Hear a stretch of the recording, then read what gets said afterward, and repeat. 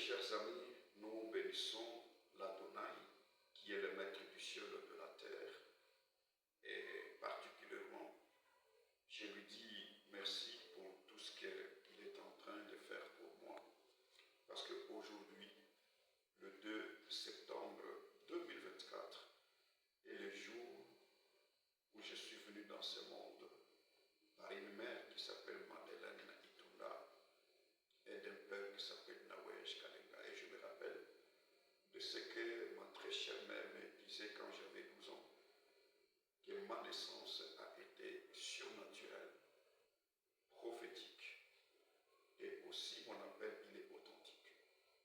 Et elle m'avait dit quand j'étais né à Muchacha, à l'hôpital de la Société nationale de chemin de fer, en sigle SNCC, du côté de cet hôpital, il y avait le couvent des sœurs catholiques religieuses. Je tenais un matin, et alors, il y a eu une apparition d'une petite lumière qui est survenue dans l'hôpital, dans la maternité. Il y a eu une guérison des malades. Mais on a entendu des chants. Le chant, on ne savait pas qui chantait. C'est alors que les sœurs religieuses qui étaient de l'autre côté du couvent sont venues. Elles m'ont trouvé, j'étais né. Elles ont dit à ma mère, tu donneras à cet enfant le prénom de Dominique. Dominique, c'est un nom qui vient du latin Dominicus, qui vient du latin encore Dominus, qui veut dire du Seigneur, parce que Dominus veut dire Seigneur. Dominique, c'est un prénom qu'on donne à un enfant qui est né un dimanche, qu'il soit un garçon ou une fille.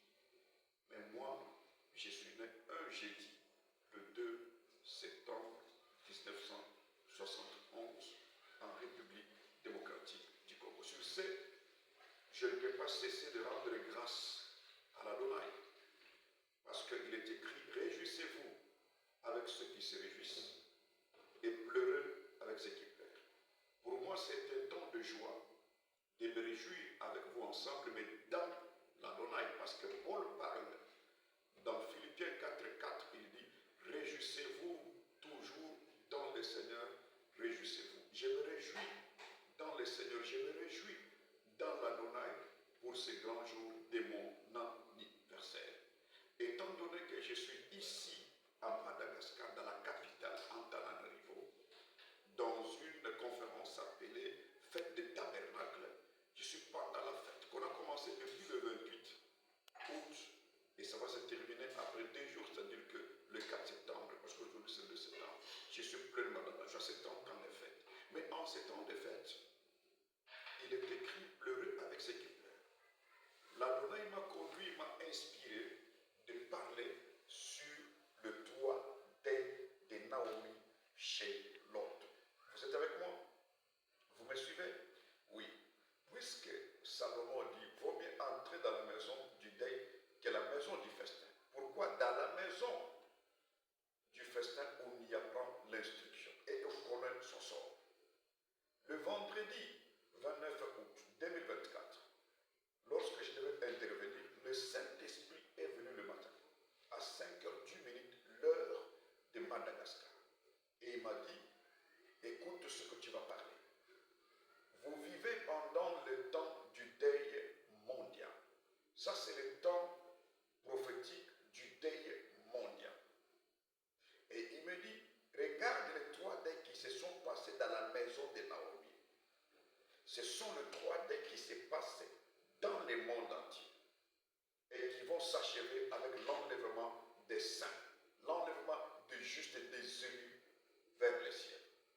Et le Saint-Esprit a commencé à m'expliquer deuil par deuil, deuil par deuil. Vous voyez, c'est que vous devez savoir, par rapport au cri du réveil de minuit de Matthieu 25,6, c'est là où le Saint-Esprit m'a conduit de parler du deuil. D'ici là, on va ouvrir des conférences, on va faire des campagnes en ce qui concerne le Teshuvah pour provoquer encore les deuils plutôt, et que les larmes puissent couler dans le monde entier. Quand les larmes coulent, et lui voit les larmes, la repentance, là, il est très content parce qu'il y a une grande joie au ciel. Si vraiment, il y a une très grande joie, c'est si vraiment une seule âme se répand et revient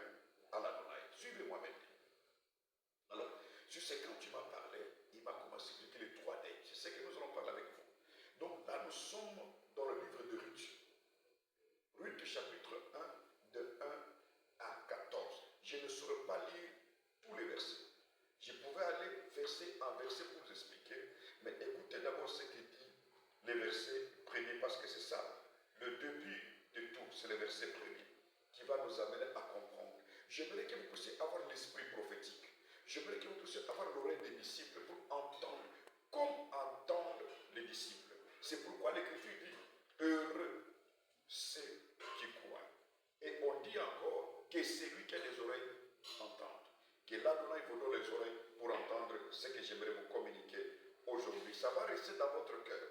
Ça va provoquer un deuil. Et vous allez comprendre ce deuil-là. Comment ce deuil-là se passe. Qu'est-ce que signifie ce deuil-là?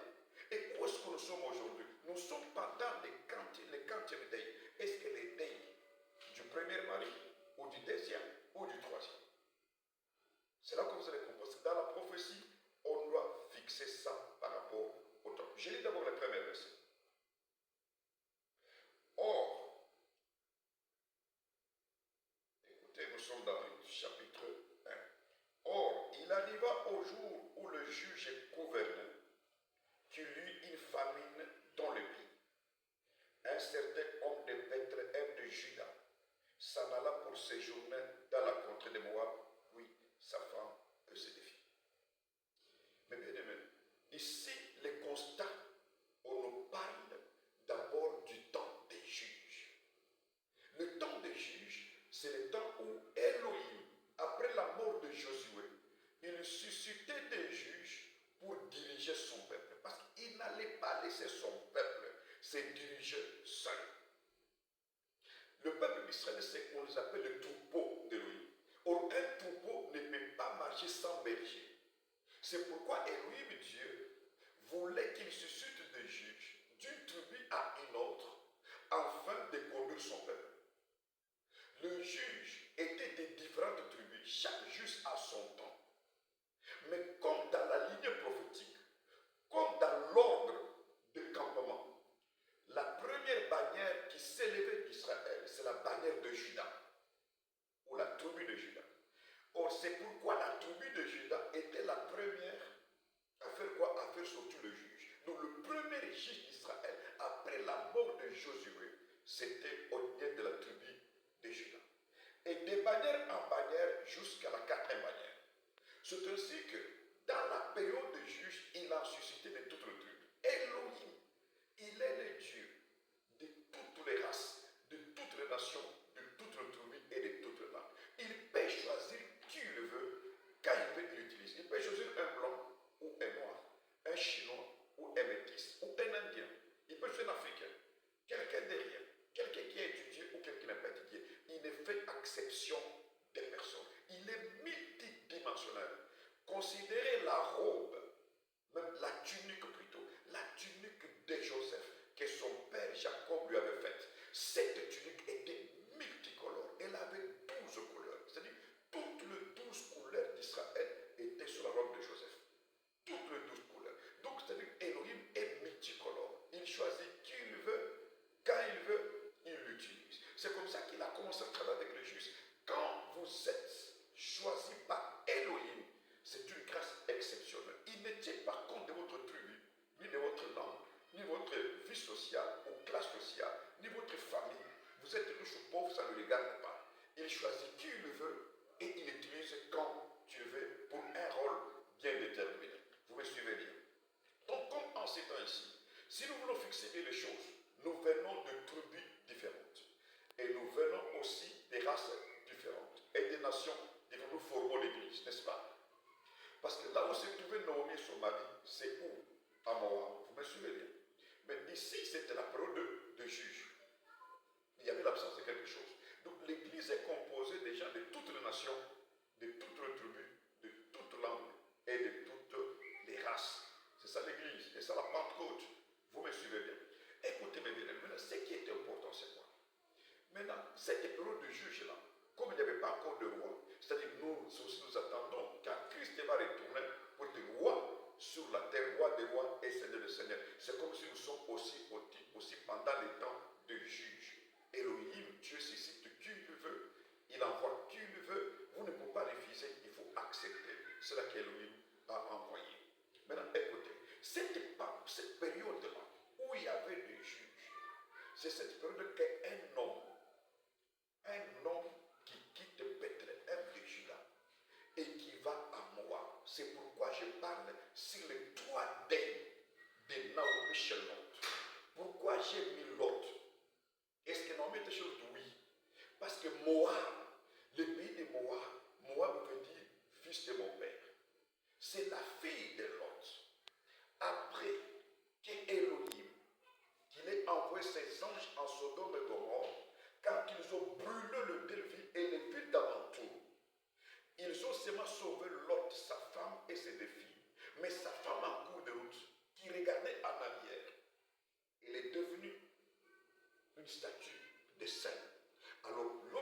réfugié avec ses filles dans une caverne, dans une montagne.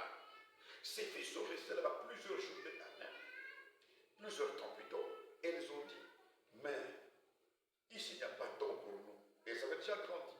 Et que les 7 hommes que nous avons, c'est notre Père. Nous devons conserver la race de notre Père. Ah, mais bien aimé, peut-être pour vous, vous voyez que c'est mal. Il y a des prédicateurs qui prêchent que non, c'est que cette fille avait fait, c'est mal. L'inceste, voilà, non, vous pouvez condamner. Mais quelle est la pensée cachée d'Élohim derrière l'Écriture? La lettre tue, l'esprit vivifie. Il faut que les Saint-Esprit nous expliquent les gestes qu'avaient fait ces filles. Ces paroles, pourquoi? Qu'est-ce qu'il y a? Est-ce que dans la Bible on appelle les Saintes Écritures? Comment une Sainte Écriture, on y a l'inceste, l'adultère, c'est une sainte? Pour Elohim, c'est une Sainte Écriture. C'est vous qui dites que c'est le mal. Ce n'est pas de l'inceste. Parce qu'en ces temps-là, il n'y avait pas de loi contre l'inceste. Vous me suivez bien. Ces filles ont bien fait pour garder la race de leur père. Quelle était la race de leur père? Yeshua, Amashia nous le dit. Je pense que quand nous lisons Matthieu 24, quand nous lisons sur Luc même 12 et autres, il dit que les gens de Sodome et Gomorrhe, ils mangeaient, ils buvaient, ils faisaient n'importe quoi, jusqu'à ce que Dieu a sauvé le juste Lot qui était au milieu d'eux. Christ Yeshua, il dit que Lot était injuste. Il n'était pas innocent, mais il était injuste. Un innocent, c'est le Christ qui n'a jamais connu et commis le péché. Mais l'autre était injuste parce qu'un homme juste, celui qui était justifié. Donc on se retrouve parmi les pécheurs. Nous tous sommes pécheurs, mais nous avons été par nous justifiés. C'est à cause d'Abraham. Parce que l'autre gardait la sémence. L'autre gardait la race d'Abraham. Il était un élu. Lorsque Elohim s'est choisi Abraham, et lui dit, va-t'en de ton pays, de ta patrie, et de la maison de ton père. Il lui donne 7 paroles pour savoir que c'est lui le père de tous les élus. 1, je ferai de toi une grande nation. 2, tu seras source de bénédiction et je te bénirai plutôt.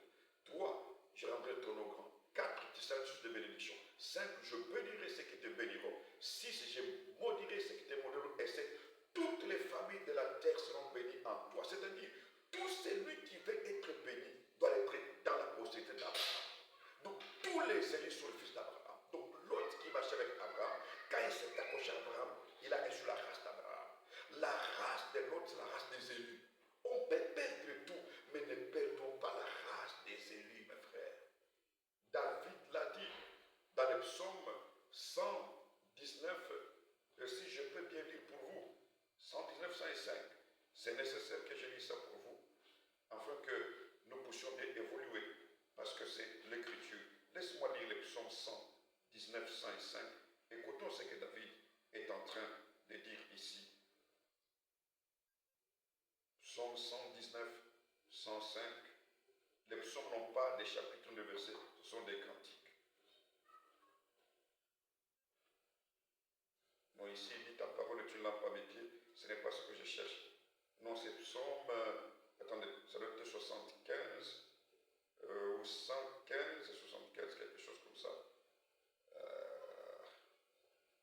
Ça m'échappe, laisse-moi chercher 75. 175 peut-être. Si je manque là, je vais vous trouver ça après. Je vous les donnerai. L'écriture dit là-bas ceci. David dit, j'ai dit, si j'ai parlé comme eux, je vais trahir la race des élus. C'est ça qu'il a dit là-bas. Mais je ne sais pas c'est quel psaume ou 105. Je vais me rappeler puis je vais vous donner ça. Ce n'est pas grave. Mais c'est ce que l'écriture dit. Si je parlais comme eux, je trahirai la race de tes élus. Donc David a refusé de parler comme eux. Il dit, si je parlais comme eux, je vais trahir la race de tes élus. De tes élus. Je suis toujours en train de chercher, excusez-moi. C'est quelque chose que je n'ai pas préparé, mais je suis en train de chercher pour compléter ce que je suis en train de dire. Bon, laisse-moi un peu chercher pour vous. Laisse-moi faire une recherche. C'est le psaume.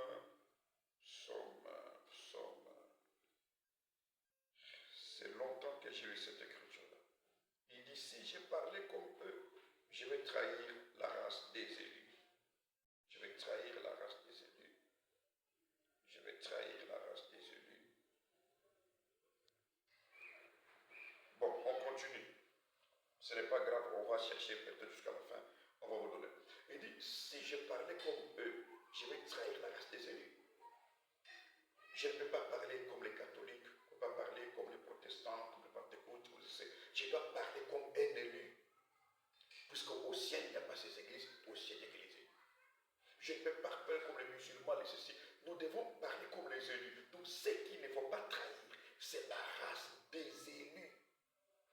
Faites attention de ne pas trahir la race des élus. C'est comme si cette écriture est en train de me venir pendant que je parle.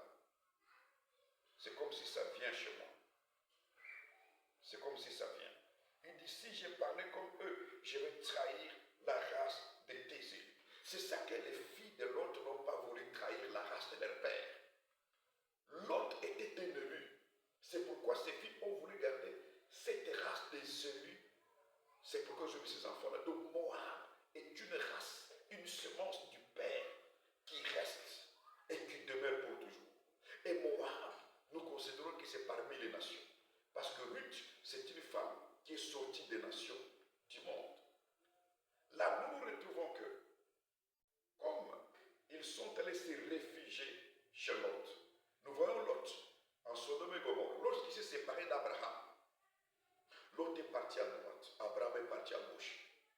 À droite, c'est vers les nations, vers le Congo démocratique, le Madagascar, l'Afrique du Sud, la France, les États-Unis, le Brésil, le Maroc, le Nigeria, l'Argentine, la Chine, la Russie, tout ça, c'est ça à droite. Mais Abraham est allé à gauche, vers Canaan, vers le peuple d'Israël. Maintenant, parmi les nations où Lot vivait, parce que jusqu'à Lot est parmi les nations, Lot c'est moi et toi, nous sommes les justes, nous sommes les unis parmi les nations. C'est là où la grâce a quitté Israël. Cette grâce s'appelle Naomi, parce que Naomi s'appelle la grâce, la charmante. Elle est sortie du côté d'Israël et elle est venue parmi nous. Qu'est-ce qui a fait quitter Naomi, son mari et ses enfants, Juda, pour aller à Moab? Qu'est-ce qui a fait quitter la grâce à côté que de quitter Israël et venir vers nous? Écoutez bien, c'est à cause du manque de pain, à cause d'une famine. On ne parle pas de la famine, mais on parle d'une famine.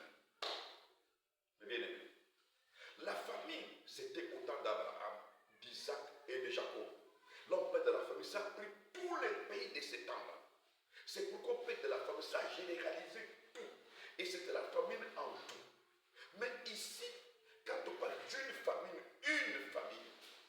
ça peut prendre peu de temps et ça ne prend pas tout le pays de la terre, mais ça prend une partie.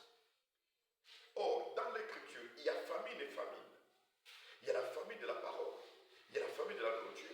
Mais ici, c'est toute une famine. Or, Bethléem veut dire maison du pain. Parce que Beth, c'est le mot hébreu qui signifie en français maison. Le M veut dire pain. Maintenant, écoutez, Bethléem, la maison du pain, a manqué du pain. Or, le véritable pain, c'est Yeshua le Christ qui est venu du ciel. C'est lui le vrai pain.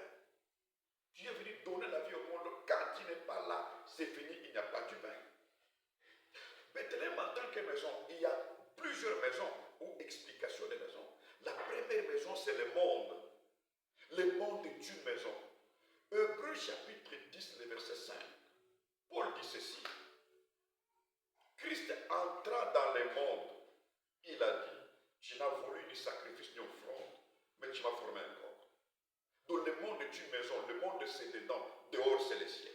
Dans l'écriture, quand on parle du dedans, c'est le monde, dehors c'est le ciel. C'est pourquoi on dit quand les sacrificateurs doivent purifier les lépreux, le lépreux doit rester dans la maison, les sacrificateurs viennent du dehors. Les sacrificateurs qui est venu du dehors, c'est le Christ qui est venu du dehors, qui nous a trouvé, nous les pécheurs, par les péchés d'Adam. Quand Adam est tombé, le monde entier était dans les péchés. Parce qu'un lépreux, qui est lépreux, tout ce qu'il touche dans la maison devient impur. La chute d'Adam a engagé nous tous dans la chute, dans l'impureté.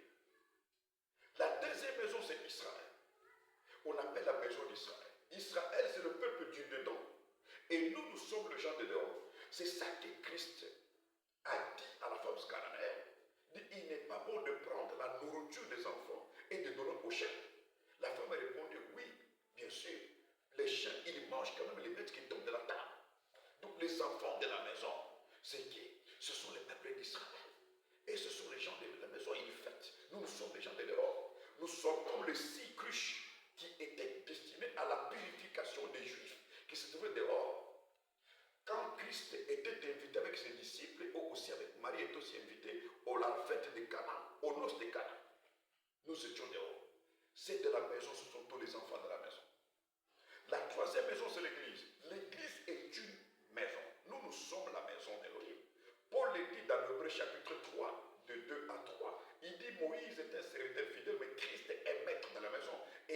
maison de Christ, la maison d'Elohim, Dieu, c'est nous l'Église.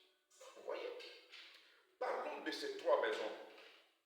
La maison comme le monde entier, la maison comme Israël et la maison comme Église. Et nous voyons que dans toutes ces maisons, le pain manque.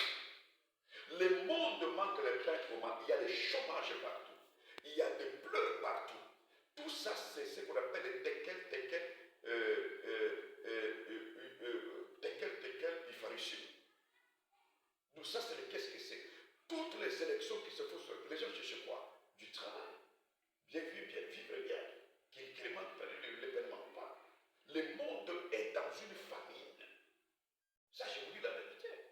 Ça, c'est le premier constat. Allons à la maison d'Israël. Israël manque le pain parce qu'Israël, Elohim lui avait donné le pain. Lui, il a pris le pain, il l'a jeté sur la mer. C'est ce que dit Ecclésiaste 11, verset 1. Le roi sage Salomon dit, jette ton pain sur les surfaces des eaux, et avec le temps tu le retrouveras, et tu en donneras à ceux qui émitent. Qui a jeté le pain? Donc le pain c'est qui? C'est Christ lui-même. Parce que le pain c'est la parole faite chair. C'est lui qu'on a jeté. Qui l'a jeté? Elohim n'a pas jeté Christ sur la terre. Elohim a donné Christ à Israël. Il a donné son fils à la croix. Il a donné. Maintenant, eux qui avaient reçu le pain, au lieu de garder le pain, ils l'ont mis à la croix. Donc c'est-à-dire Elohim a jeté son fils par les mains d'Israël, le peuple d'Israël, il les jette dehors. Quand on les jette non pas donc, mais sur les surfaces des eaux.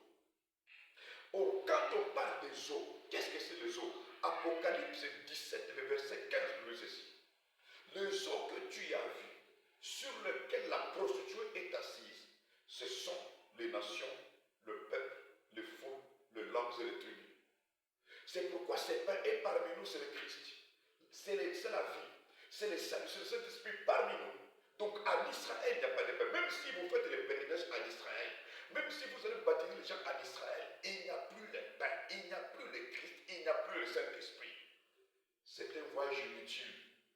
Les gens quittent ici. Non, c'est pas bon. On fait d'aller visiter, on peut visiter. Mais ne dites pas que le Seigneur dit non, il n'est plus en Israël. Il est parmi les nations, il est chez nous, il est dans son église. Le pain est actuellement dans l'église. L'église ne peut pas manquer le pain, parce que le pain, c'est la vie de Christ parmi nous. Chaque fois que nous prêchons la parole, nous sommes en train de rompre le pain, et ça donne la vie. Alléluia. Oh, c'est merveilleux ça. Laissez-moi vous bénir à cause de ça. Vous êtes un peuple béni. Parce que nous avons le pain. Mais une église qui n'a pas le pain, il y a la famille, il y a une faim. C'est pourquoi les gens quittent. Il faut chercher où le pain. Le pain, c'est la parole faite chair. La parole faite, c'est la parole expliquée. L'évangile, la parole de lui doit être une parole interprétée et expliquée qui donne la vie. Tout ce qui se prête dans les églises n'est pas la parole de lui. Les gens prêchent la science, les histoires, les témoignages, les vies. Ils prêchent. Moi, j'ai beaucoup d'églises. Moi, si j'ai pris pour les gens c'est le miracle. Les gens sont devenus des riches. J'ai beaucoup d'églises. J'ai un jet privé.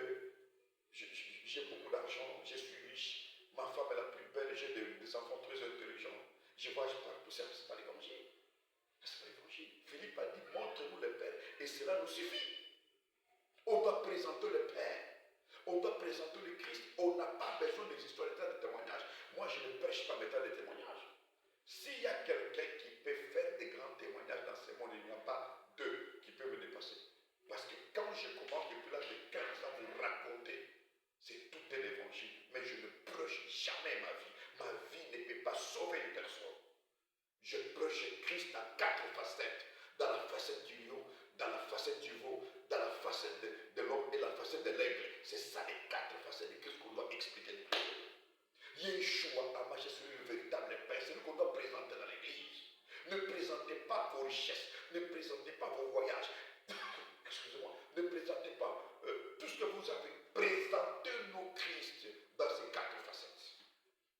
Les gens aujourd'hui aussi, les églises, les bishops, les archbishops, les pasteurs, les prophètes, les apôtres ont mis Christ dehors. Ils ont pris la place de Christ. C'est eux qu'il faut adorer. C'est eux qu'il faut tout. Si on ne le cite pas, c'est grave. Christ est dehors. attention, ne faites pas ce qu'Israël a fait, de jeter les pains dehors. Parmi les autres, vous aussi, Église, vous commencez à jeter les pains dehors, c'est grave. Mais bien, ça sera compliqué. Maintenant, allons pour comprendre les choses. Quand maintenant ils arrivent là-bas, ils ont passé 10 ans, déjà plus 10 ans. Or, quand nous parlons du nombre 10, du nombre d'amour, mais nous voyons les 10 commandements. Les 10 commandements, c'est la loi de Moïse. La loi de Moïse a commencé depuis le mont Sinaï et ça va s'arrêter au mont Golgotha. Lorsque Yeshua Mashiach dit tout est accompli, s'arrête la loi et les prophètes et les psaumes. Regardez depuis le mont Sinaï jusqu'à Golgotha, c'est la loi. C'est ainsi que nous allons comprendre ces 3 deuils qui se sont faits dans la maison de Naomi parlent du temps de la loi des prophètes et des psaumes.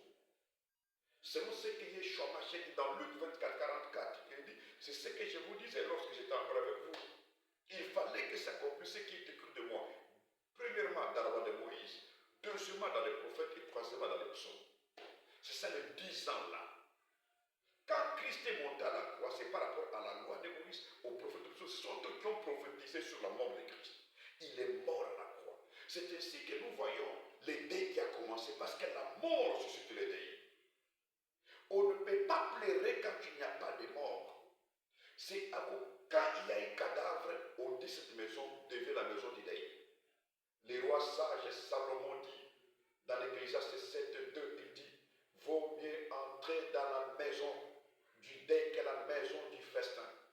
Puisque dans la maison du deuil, on y apprend l'instruction. Et on connaît son sort. Alléluia. C'est ainsi, or les grands deuils qui a été fait, les deuils, c'est celui qui est mort à la croix, qui a provoqué tout un deuil. Les deuils qu'il a provoqué, c'est quoi? C'est quoi ce deuil-là? La repentance. Je vais arriver là-bas. C'est comme ça que chez l'autre, dans sa maison devient la maison du deuil, c'est chez Naomi. Quand son premier mari est mort, le deuil est entré. Directement, cette maison devient une maison du deuil. Alléluia. Dans la maison du deuil, on y apprend l'instruction. Il n'y a que les cantiques du deuil, les habits du deuil, même la nourriture du deuil. On ne part pas au deuil comme on part à la fête bien habillé, non. On part avec un cœur vraiment qui est brisé, avec des habits, parfois on ne porte pas bien, parfois c'est parce qu'il y a un deuil, on respecte même les cadavres. À la fête, on peut vous inviter. Oui, quand il y a fête, on peut vous inviter partout. On vous donne l'invitation. Mais au deuil, on n'invite personne. Quand tu entends que telle personne, de ma connaissance, est morte, qu'il soit, je ne sais pas qui, vous-même vous devez vous rendre au deuil. N'est-ce pas? Est-ce que vous avez déjà, on invite les gens au deuil? Nous avons des veillées. Non. Vous entendez que c'est tel est mort. Vous tous vous y allez. Mais à la fête, vous pouvez vous y aller seulement avec une invitation. Au deuil, tout le monde peut y aller, même sans invitation, tout le monde peut être là.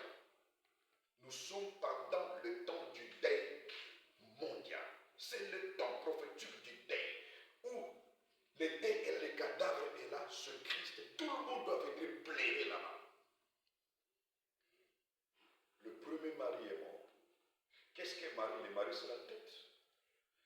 Quand il n'y a pas de mari, c'est la femme est sans tête. Elle reste veuve. C'est le mari qui prend la responsabilité de sa femme. Et comme le mari est mort, la femme reste veuve. Or, la nourriture de la veuve, ce sont les pleurs, les lamentations, les larmes qui coulent. C'est ça l'esprit de prière que l'Église a. L'Église doit toujours prier, prier. Christ dit veillez et priez. Paul dit priez sans cesse. C'est ça le pleur. Chaque jour nous prions, jusqu'à ce que notre mari viendra. J'y vais arriver à mon deuil. Donc là, nous comprenons déjà quand le deuil a commencé, le premier mari est mort. Mais il faut faire tuer le premier mari, c'est le diable aussi. Comment cet homme est resté 10 ans avec Naomi? La bébé est mort. C'est pourquoi nous disons que la loi de Moïse, c'est ainsi que quand Christ était mort, qu'est-ce qui s'est fait? Il doit passer 3 jours dans les sépulcres et le 3e jour, il est ressuscité. Les 3 jours qu'il a passé là-bas sont le jour. Premier jour, c'est dans la tombe de la loi de Moïse. Deuxième jour, c'est la tombe des prophètes. Et 3e jour, la tombe des psaumes. Puis il est ressuscité. passé avec Jonas.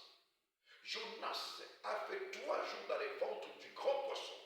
Or, le grand poisson, excusez-moi, c'est Elohim, Dieu lui-même. Il a passé 3 jours. C'est ce que Christ a dit. Il ne vous sera donné aucun autre miracle que celui de Jonas, qui a passé 3 jours dans les ventres du grand poisson et qui a été vomi par ces poissons. Et quand il a été vomi, ces 3 jours que Jonas a passé dans le ventre du poisson, ce sont les 3 jours que Christ a passé dans la tombe de la loi des prophètes, des psaumes, puis il ressuscite. Et quand Christ ressuscite, regardez ce qui se passe. C'est comme Jonas. Quand Jonas sort de ventre du poisson, il est vomi. Tout le monde regarde un grand poisson qui vomit un homme. Cet homme a prêché 3 jours. Premier jour, c'est le premier jour du deuil. Deuxième jour du deuil. Troisième jour, les gens se sont répandus. Du plus grand jusqu'au plus petit, du roi jusqu'au plus petit du peuple. C'est ça les 3 jours qu'on doit provoquer du deuil. Le jugement sera là. Mais celui qui se répand, il s'éloigne du jugement. Il s'écarte du jugement de lui. Les 3 jours que Jonas a marché à Ninive, ce sont les 3 jours que Christ a fait, et ce sont les 3 jours que l'évangile, le deuil, excusez-moi, c'est les 3 jours du deuil mondial. Le premier jour du deuil, le premier mari est mort, qui s'appelait Elimelech. Or, Elimelech est un nom hébreu qui signifie mon Elohim est roi. Mon Elohim est roi. Il est mort parmi les nations. Le deuxième, c'est Macron, qui était le mari d'Orba, qui est mort. Le troisième, c'est Kiljon, le mari de Ruth, est mort. Vous me suivez bien? Ces 2-là sont morts sans laisser des enfants. Si je vais entrer dans la révélation prophétique, laisse-moi d'abord expliquer à partir de l'homme Elimelech. Je peux prendre Elimelech comme Adam. Lorsque Adam a quitté la volonté, la présence d'Elohim, il est mort le même jour. Et lui lui dit, le jour que tu mangeras à l'arbre de la connaissance du bien et du mal, tu mourras. C'est le jour que Adam est mort. Comme Adam est mort, le deuil a commencé. Le deuil a commencé. Vous voyez? Et je peux prendre l'autre qui est resté, les 2 qui ont resté avec les femmes. Je prends même Moïse et je prends les prophètes. Qui ont laissé aussi la femme. Parce qu'il n'était pas digne. Moïse n'était pas digne. Il n'était pas digne. Il n'était pas l'homme qui devait épouser la femme qui est la terre. C'est pourquoi Christ, Elohim lui a dit, l'ange lui a dit, ôte le soulier de tes pieds, car le lieu où tu te tiens est une terre sainte. La terre, c'est l'épouse. Comme dit Ésaïe 62, le verset 4, c'est l'épouse. Donc Moïse était indigne de racheter l'épouse parce que les souliers, c'est le droit de rachat. Depuis Moïse, passant par Élie jusqu'à Jean le Baptiste, aucun prophète n'avait pas les souliers aux pieds ou les droits de rachat pour acheter la terre qui est l'église ou qui est l'épouse. Tous étaient déchaussés. C'est seulement Christ qui vient. Jean-Baptiste dit, je ne suis pas digne de donner la couronne de ses sandales. Même Jean était déchaussé. Christ était crucifié à la croix avec ses pieds, avec le soulier aux pieds. On a enlevé tous les habits, sauf les souliers. Pour ce que les souliers, c'est les droits des rachats. Personne ne peut lui enlever les souliers. C'est ça les droits des rachats. C'est lui qui a les droits selon de nous racheter. Premier mari est mort, deuxième est mort, troisième est mort. 3 deuils dans la même maison. 10 ans. Mais laisse-moi expliquer terminer. Regardez maintenant d'une façon prophétique, l'agent dans la prophétie. Je vais situer ces 3 deuils par rapport au temps depuis le jour de la Pentecôte jusqu'au jour de l'enlèvement qui va se faire. Quand tu as deuil, c'est-à-dire qu'il y a un cadavre. Et quand tu as un cadavre, c'est-à-dire que ça fait pleurer. Tout le monde qui vient voir l'homme, oh, il m'avait acheté des habits, oh, j'ai les mains, oh, j'étais avec lui, tout le monde va pleurer. Pleurer, c'est le signe de repentance. C'est lui qui a provoqué le premier deuil, qui a présenté les cadavres. C'est l'apôtre Pierre. C'est Pierre qui était le premier à présenter le cadavre vivant, le cadavre qui c'est le jour de la Pentecôte. Là, c'était le deuil pour le peuple juif. C'était le jour de la Pentecôte. La Pentecôte est une fête du peuple d'Israël. Qu'ils étaient là pour fêter la Pentecôte. Ils venaient de partout d'Israël. Et de tous les juifs de la diaspora étaient tous à Jérusalem. Ils venaient de 15 tribus, les juifs. Et ces jours-là, les deuils a commencé, les premiers deuils. Quand Pierre a parlé aux juifs, et ils ont dit, frères, que ferons-nous donc, oh mes frères? Ils étaient vivement touchés dans leur cœur. Si l'évangile que nous prêchons ne touche pas les gens, n'amène pas les gens à la repentance, ça dit que ce n'est pas le vrai évangile. Ce n'est pas ce qui se prêche aujourd'hui. Les gens sont en train de crier, wow, wow, wow. L'évangile, est-ce que ça transforme, ça touche au cœur des gens? C'est comme ça que l'été a commencé le jour de la Pentecôte. Les gens ont pleuré. Ils ont dit, frère, que ferons-nous donc? Nous avons crucifié le Messie. Il est mort. Comment est-ce que nous allons faire? Qu'est-ce que nous allons faire? Il est temps de se poser la question, qu'est-ce que nous allons faire maintenant quand nous entendons la parole qui touche au cœur, qui fait le feu dans le corps, dans le cœur plutôt. Le feu doit monter, ça doit brûler. Ça doit nous amener à la repentance, ça doit nous amener à la sanctification, à chercher la face d'Élohim, à chercher Dieu, à le chercher de tout cœur, à entrer dans les retraites, dans les jeûnes de prière, à vivre dans la crainte de Dieu, dans la crainte d'Élohim. Mais quand la parole que nous prêchons n'amène pas les gens à chercher Élohim, n'amène pas les gens dans les retraites, dans la sainteté, dans la sanctification, dans la crainte d'Élohim, ce n'est pas la vraie parole. Le deuil a été proclamé par Pierre. Premier deuil, c'était les juifs qui étaient là, se sont répandus. 3000 âmes, pas hommes. Il y a différence entre de gagner les âmes et de gagner les hommes. Plusieurs personnes qui gagnent les hommes, oh, viens chez nous, je suis de votre tribu, je suis de votre nation, viens chez nous, prie avec nous, tu auras les mariages, tu auras les ceci, tu auras les ceci, venez. On présente le miracle, on présente les bénédictions, on présente le mariage aux gens, les gens viennent là pour trouver du travail. Pour eux qu'ils aient du travail, qu'on brise le lien, le chien, qu'ils aient le travail, le mariage, les ceci qu'on les présente. Ils ne viennent pas contre Christ, ils ne viennent pas parce qu'il a été appelé à se repentir. Voilà pourquoi on a des chrétiens non convertis, bizarres, impolis, païens. Quand vous regardez, tout est païen. Même sa personne de prendre tout bailler l'église, parfois il chante, parfois il y a des protocoles, parfois je ne sais pas, il est diacre, parfois le pasteur est même impoli, têtu. Il n'a jamais abandonné ses œuvres. C'est un inconverti. Je ne sais pas comment il est devenu chrétien ou il est devenu pasteur. Je ne sais pas. Je ne sais pas. L'église doit regarder les choses. Ça commence avec repentance. 3000 âmes. Nous avons besoin de gagner les âmes. Pas les hommes, mais les âmes. Qu'elles viennent à Christ. Ça, c'est le premier deuil. C'est ça qui a provoqué le premier deuil dans la maison de Naomi. Ça a commencé avec le juif. Son mari qui venait de la tribu de Juda est mort. Ce qui représente le peuple juif qui doit plairer pour leur péché parce qu'ils ont crucifié le Messie. Premier deuil.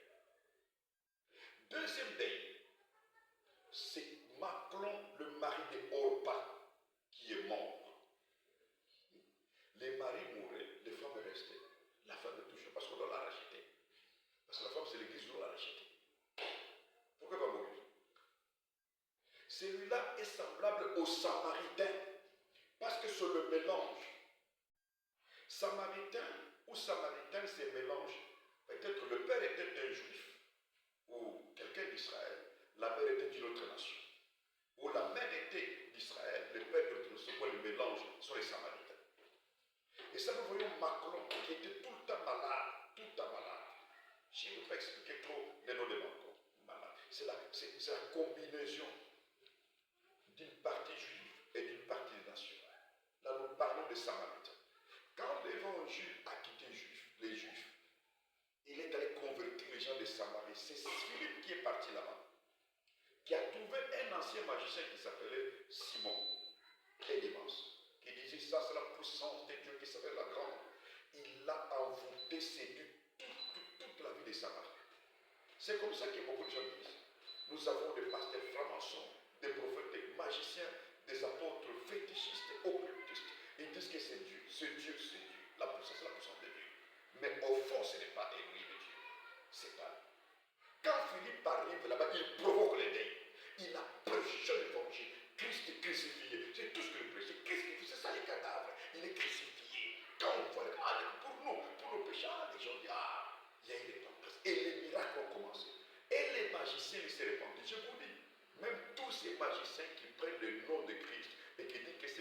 ça, un jour, vous allez repentir au vrai évangile. Parce que la vraie parole va vous toucher. Et voilà, il a provoqué le deuil. Il faut appeler toujours Pierre pour prier pour que les gens reçoivent le Saint-Esprit malgré le baptême. C'est Pierre qui arrive à savoir. Pierre parle. Il impose les mains, les gens reçoivent le Saint-Esprit. Là, c'est les Samaritains. Le troisième deuil dans la maison de Naomi. Et ce qui s'est fait avec Pierre chez Corneille. Corneille, semblable à qui? À Kiljon, le mari de Ruth. Vous connaissez Ruth? Ruth, ça dit ami de la grâce. Ruth, c'est ça même l'épouse qui est rachetée, sortie du monde. Orpa, elle représente l'église qui est retournée dans le monde. L'église apostate, des apostats. Les chrétiens qui sont en train des choses du monde. Mais Ruth était attachée à Naomi. C'est une amie qui s'était à la grâce. Ruth, c'est comme l'église qui s'attache à Israël. Ruth, c'est comme un peuple qui s'attache à son héroïne. Elle était attachée. C'est ça, Ruth. Son mari est mort, son premier mari, qui s'appelle Kiljon, ou souffrance. Il est mort. Comment quelqu'un peut avoir un mari qui porte une souffrance ou maladie? Il doit mourir parce qu'il provoque la maladie. Elle est sans enfant, il est mort.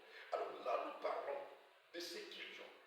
Comme l'évangile qui est arrivé chez les Romains. Un jour, Pierre priait vers midi.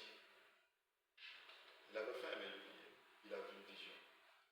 On lui a montré sur un drap les quadrupèdes, les oiseaux impurs, les animaux impurs, les reptiles. Dieu lui dit, et lui dit, tu es mange. Il dit, je ne peux pas manger quelque chose d'impur. 3 fois. Et l'homme lui dit, il ne faut pas déclarer ce que l'homme déclare pur, tu le déclares impur. Or que tous ces quadrupèdes qu'il a vu là-bas, les oiseaux impurs, les animaux impurs, les reptiles, ce sont nous les gens de la nation. Parce que les oiseaux purs, c'est le peuple d'Israël. Les oiseaux impurs, c'est nous les gens de la nation. Comprenez? Les animaux purs, ce sont eux. Les animaux impurs, ce sont nous. Or, dans l'arche que Noé avait construite, il y avait les animaux purs et les animaux impurs. Il y avait les oiseaux purs et les oiseaux impurs. Tous dans l'arche. Donc dans l'arche de l'église, on doit trouver toutes les grâces. Alors Pierre a refusé Dieu et de manger et que c'est impur. Oh Elohim lui montrait que les animaux, les oiseaux, les reptiles, tout ça, ce qui est impur là, représente tant de nations là où je vais t'envoyer. Quand la vision fut terminée, qu'est-ce qui se passe, mes bien-aimés, c'est terminé. Les gens sont venus par Corneille, sont envoyés par Corneille. Corneille a envoyé des gens vers lui. Et on lui a dit, Corneille nous a envoyé. Corneille est en train de prier. Il a vu un ange qui lui dit, Corneille, tes prières et tes aumônes ont été exaucées. Mais envoie chercher Simon-Pierre, il reste tel part, on a donné l'adresse. Tu viens prier pour toi. Malgré que tu donnes beaucoup, malgré que tu pries beaucoup, tu jeûnes, tu vois des visions, mais tu n'as pas les saluts. Les saluts, c'est autre chose. Corneille faisait tout, mais il n'avait pas le Saint-Esprit. Ce n'est pas parce que quelqu'un vole qu'il a le Saint-Esprit. Ce n'est pas parce que quelqu'un peut riche qu'il a le Saint-Esprit. Vous voyez? Ce n'est pas à cause de ça. Qu'est-ce que vous voyez très bien? Là, vous devez comprendre ceci, suivez-moi très bien. Là, vous devez comprendre ceci. Ce n'est pas à cause de ça. Corneille craignait Elohim. Et il était pieux, c'est-à-dire attaché à Elohim. Il priait beaucoup, mais il n'avait pas le Saint-Esprit, il n'avait pas le salut. Vous pouvez être bon chrétien. Vous pouvez faire tout bien. Mais si vous ne rencontrez pas les pierres de votre temps, les pierres de votre vie, c'est lui qui a reçu les clés du royaume des cieux pour ouvrir chez les Juifs, chez les Samaritains, chez les gens des nations, vous ne verrez jamais le ciel. Parce que c'est seulement Pierre qui avait reçu les clés du royaume des cieux. Christ lui a dit, vous connaissez déjà l'écriture dans Matthieu 16. Quand Christ me dit, qu'est-ce que vous dites que je suis? C'est Pierre qui dit, tu es le Christ, le Fils d'Élohim vivant. Christ dit, ce ne sont pas la chair et le sang qui t'ont révélé, mais c'est mon Père. Et il dit, toi tu t'appelles, tu es Pierre, mais tu vas t'appeler rocher. Et sur cette pierre, je bâtirai mon église. Quelle pierre? C'est sur la révélation qu'il a reçue. Parce que l'église est bâtue sur la révélation. C'est Pierre qui avait la révélation de Christ. C'est ainsi que Christ lui dit, je te donnerai le clé. Il a dit ça au futur, je te donnerai, c'est le jour de la Pentecôte. Je te donnerai le clé du royaume des cieux. Du royaume, hein? dessus. Ce que tu lieras sur la terre sera lié dans le ciel. Ce que tu vas délier sur la terre sera délié dans le ciel. C'est Pierre qui avait le clé. Or, ne peut ouvrir la porte, c'est celui qui a les clés. Le jour de la porte, c'est Pierre qui a pris la parole. Parce que c'est lui qui avait les clés. Chez les Samaritains, ils ont reçu le baptême et n'ont pas reçu le Saint-Esprit. C'est Pierre qui avait les clés. Chez les Romains, c'est Pierre qui arrive encore chez Corneille. Corneille craignait Elohim. Corneille priait, mais il n'avait pas quoi? Corneille n'avait pas le Saint-Esprit. Quand il arrive, il prêche. Quand il arrive, il parle. Le Saint-Esprit est descendu sur ceux qui étaient dans la maison. Ils ont reçu tous le Saint-Esprit, comme Pierre l'avait reçu de notre autre. Et Pierre les a baptisés dans eux. Ça, c'est le troisième day qui arrive chez Corneille. Corneille était un Romain. Un Romain, quand nous voyons la Rome, c'est la Rome qui est l'Empire romain qui dirige le monde entier. Jusqu'à aujourd'hui, c'est l'Empire romain qui dirige le monde. C'est là où nous voyons l'Union européenne, ou les Occidentaux, de tous les Européens et les Américains. Ils dirigent le monde. Donc, quand nous voyons les nations de la terre, ça c'est le troisième day. Donc, le day est en train de continuer. Lorsqu'on va terminer à plairer la mort de Kim Jong, le troisième mari qui était mort dans cette maison, ou le mari de Ruth, c'est fini. L'enlèvement de Jésus va se faire. Et nous allons partir. Quand on a fini de pleurer 10 ans, Naomi a entendu que Elohim a visité son peuple, elle s'est mise debout. Elle veut retourner au pays de Juda. C'est ce qui explique l'écriture. Vous allez voir que lorsque tout va se terminer parmi nous, nous partons au ciel. Maintenant, la grâce qui est parmi nous va retourner encore en Israël. Naomi qui est parmi nous va retourner en Israël. Cette grâce que nous avons va retourner chez le peuple juif.